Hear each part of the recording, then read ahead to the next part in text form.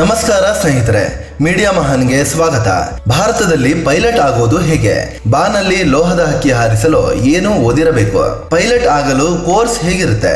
ಇಷ್ಟು ದುಡ್ಡು ಖರ್ಚಾಗುತ್ತೆ? ಪೈಲಟ್ಗಳ ನರಕಮಯ ಜೀವನದ ಬಗ್ಗೆ ಗೊತ್ತಾ? ಎಲ್ಲವನ್ನ ಈ ವಿಡಿಯೋದಲ್ಲಿ ಡೀಟೇಲ್ ಆಗಿ ಹೇಳ್ತೀವಿ. ಅದಕ್ಕೂ ಮುನ್ನ ನೀವಿನ್ನೂ ನಮ್ಮ ಚಾನಲ್ಗೆ ಸಬ್ಸ್ಕ್ರೈಬ್ ಆಗಿಲ್ಲ ಅಂದ್ರೆ ಈಗಲೇ ಆಗಿ ನಮ್ಗೆ ಸಪೋರ್ಟ್ ಮಾಡಿ. ನಿಮ್ಮ ಬೆಂಬಲ ನಮಗೆ ತುಂಬಾ ಮುಖ್ಯ. ಪೈಲಟ್ಗಳಲ್ಲಿ ವಿವಿಧ ಬಗೆಗಳು. ಪೈಲಟ್ಗಳಲ್ಲಿ ಹಲವು ಬಗೆಯ ಪೈಲಟ್ಗಳಿದ್ದಾರೆ. ಬೇರೆ ಬೇರೆ ರೀತಿಯ ವಿಮಾನಗಳನ್ನ ಹಾರಿಸ್ತಾರೆ.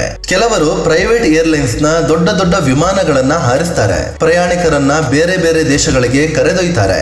ಇನ್ನು ಸೇನೆಯ ಪೈಲಟ್ಗಳು ಫೈಟರ್ ಜೆಟ್ ಹಾರಿಸ್ತಾರೆ. ಇನ್ನು ಕೆಲವು ಪೈಲಟ್ಗಳು ಪ್ರೈವೇಟ್ ಜೆಟ್ ನಲ್ಲಿ ಕೆಲಸ ಮಾಡಿದ್ರೆ ಇನ್ ಕೆಲವರು ಸಣ್ಣ ಚಾರ್ಟರ್ಡ್ ಪ್ಲೇನ್ ಗಳನ್ನ ಹಾರಿಸ್ತಾರೆ. ಆದ್ರೆ ಯಾವುದೇ ವಿಮಾನ ಹಾರಿಸಬೇಕಾದ್ರೂ ಪೈಲಟ್ ಟ್ರೈನಿಂಗ್ ಪಡೆದಿರಲೇಬೇಕು. ಪೈಲಟ್ ಆಗಲು ಏನು ಓದಬೇಕು? ಪೈಲಟ್ ಆಗಬೇಕು ಅನ್ನೋದು ಅದೆಷ್ಟೋ ಜನರ ಕನಸಾಗಿರುತ್ತೆ. ಆದರೆ ಹೆಚ್ಚಿನವರಿಗೆ ಪೈಲಟ್ ಆಗೋ ದಾರಿ ಹೇಗೆ ಅನ್ನೋದು ಗೊತ್ತಿರೋದಿಲ್ಲ. ಪೈಲಟ್ ಆಗಬೇಕಾದ್ರೆ ಸೆಕೆಂಡ್ PUC ಪಾಸ್ ಆಗಿರಬೇಕು.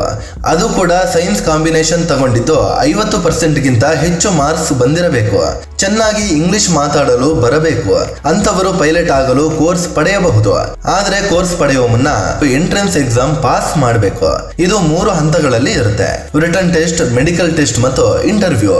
ಇವಿಷ್ಟು ಪಾಸ್ ಆದ್ಮೇಲಷ್ಟೇ ಪೈಲಟ್ ಆಗೋ ಕೋರ್ಸ್ ತೆಗೆದುಕೊಳ್ಳಲು ಸಾಧ್ಯ. ಫಿಟ್ನೆಸ್, ಆರೋಗ್ಯ ತುಂಬಾ ಮುಖ್ಯ. ವಿಮಾನದಲ್ಲಿ ಇರುವ ಎಲ್ಲಾ ಪ್ರಯಾಣಿಕರ ಜೀವ ಪೈಲಟ್ಗಳ ಕೈಲಿ ಇರುತ್ತೆ. ಹೀಗಾಗಿ ಪೈಲಟ್ ಆಗೋರಿಗೆ ಯಾವುದೇ ಆರೋಗ್ಯ ಸಮಸ್ಯೆ ಇರಬಾರದು. ಕಣ್ಣಿನ ದೃಷ್ಟಿ ಚೆನ್ನಾಗಿ ಇರಬೇಕು. 5 ಅಡಿಗಿಂತ ಹೆಚ್ಚು ಹೈಟ್ ಇರಬೇಕು. ಮಾನಸಿಕವಾಗಿಯೂ ಆರೋಗ್ಯವಾಗಿ ಇರಬೇಕು. ಪೈಲಟ್ ಆಗಲು ಫಿಟ್ ಅಂತ ಮೆಡಿಕಲ್ ರಿಪೋರ್ಟ್ ಬಂದ ಬಳಿಕವೇ ಅವರಿಗೆ ಅವಕಾಶ ಸಿಗುತ್ತೆ. ಜೊತೆಗೆ ಪೈಲಟ್ ಆಗೋರು 16ರಿಂದ 32 ವರ್ಷದ ಒಳಗಿನವರಾಗಿರ್ಬೇಕು. ಎಷ್ಟು ವರ್ಷ ಟ್ರೈನಿಂಗ್ ಇರುತ್ತೆ? ಪೈಲಟ್ ಆಗೋರು ಆದಷ್ಟು ಬೇಗ ಟ್ರೈನಿಂಗ್ ಮುಗಿಸಿ ವಿಮಾನ ಹಾರಿಸಬೇಕು ಅನ್ನೋ ಕನಸು ಕಂಡಿರ್ತಾರೆ. ಆದ್ರೆ ಪೈಲಟ್ ಅನ್ನೋದು ತುಂಬಾ ಜವಾಬ್ದಾರಿಯುತ ಕೆಲಸ ಆಗಿರುತ್ತೆ. ಹೀಗಾಗಿ ಫುಲ್ ಟ್ರೈನ್ಡ್ ಆಗೋವರೆಗೆ ಪೈಲಟ್ಗೆ ಈ ಅವಕಾಶ ಕೊಡೋದಿಲ್ಲ. ಭಾರತದಲ್ಲಿ ಪೈಲಟ್ ಆಗಲು 2ರಿಂದ 3 ವರ್ಷ ಟ್ರೈನಿಂಗ್ ಪಡೆಯಲೇಬೇಕು. 30-40 ವರ್ಷಗಳಷ್ಟು ಹಳೆಯ ಪ್ಲೇನ್ ನಲ್ಲಿ ಟ್ರೈನಿಂಗ್ ಕೊಡಲಾಗುತ್ತೆ.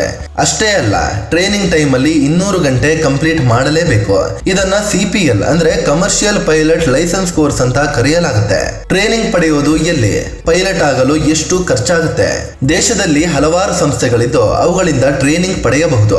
ಗೂಗಲ್ಗೆ ಹೋಗಿ just aviation academies in India ಅಂತ ಸರ್ಚ್ ಮಾಡಿದ್ರೆ ಲಿಸ್ಟೇ ಸಿಗುತ್ತೆ. ಕರ್ನಾಟಕದಲ್ಲಿ ಗವರ್ನಮೆಂಟ್ ಫ್ಲೈಯಿಂಗ್ ಸ್ಕೂಲ್ ಇದೆ.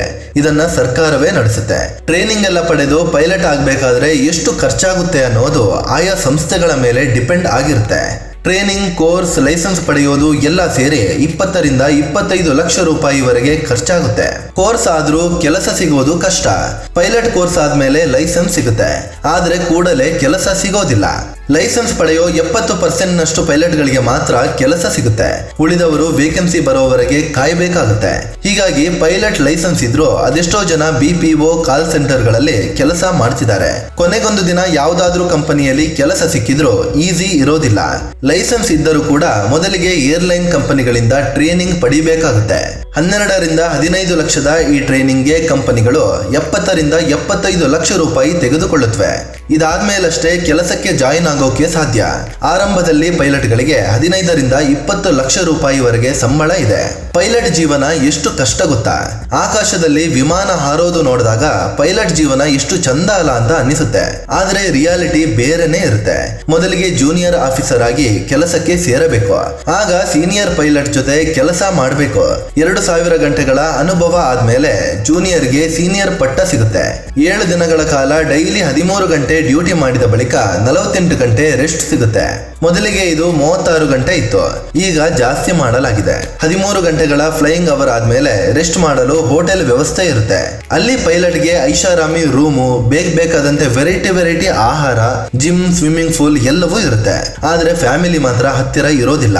ರಾತ್ರಿ ಡ್ಯೂಟಿ ವೇಳೆ ಬಹುತೇಕ ಪೈಲಟ್ಗಳು ಕಾಕ್ಪಿಟ್ ನಲ್ಲಿ ಕೂತು ನಿದ್ರೆ ಮಾಡೋದು ಇದೆ. ನಿದ್ರೆ ಡೈಲಿ ರೂಟೀನ್ ಇಲ್ಲದೆ ಪೈಲಟ್ಗಳ ಆರೋಗ್ಯ ಕೂಡ ಹಾಳಾಗುತ್ತೆ. ಸ್ನೇಹಿತರೆ, ಇದು ಪೈಲಟ್ ಆಗೋದು ಹೇಗೆ, ಪೈಲಟ್ಗಳ ಜೀವನ ಹೇಗಿರುತ್ತೆ ಅಂತ ತಿಳಿಸಿಕೊಡುವ ಪ್ರಯತ್ನ. ಈ ಬಗ್ಗೆ ನಿಮಗೆ ಏನನ್ಸುತ್ತೆ? ನಿಮ್ಮಲ್ಲಿ ಯಾರೆಲ್ಲ ಪೈಲಟ್ ಆಗೋ ಕನಸು ಕಂಡಿದ್ದೀರಿ? ಕಾಮೆಂಟ್ ಮಾಡಿ ಹೇಳಿ. ಅದೇ ರೀತಿ ನೀವಿನ್ನೂ ನಮ್ಮ ಚಾನಲ್ಗೆ ಸಬ್ಸ್ಕ್ರೈಬ್ ಆಗಿಲ್ಲ ಅಂದ್ರೆ ಈಗಲೇ ಆಗಿ ನಮ್ಗೆ ಸಪೋರ್ಟ್ ಮಾಡಿ. ನಿಮ್ಮ ಬೆಂಬಲ ನಮಗೆ ತುಂಬಾ ಮುಖ್ಯ. ಧನ್ಯವಾದ.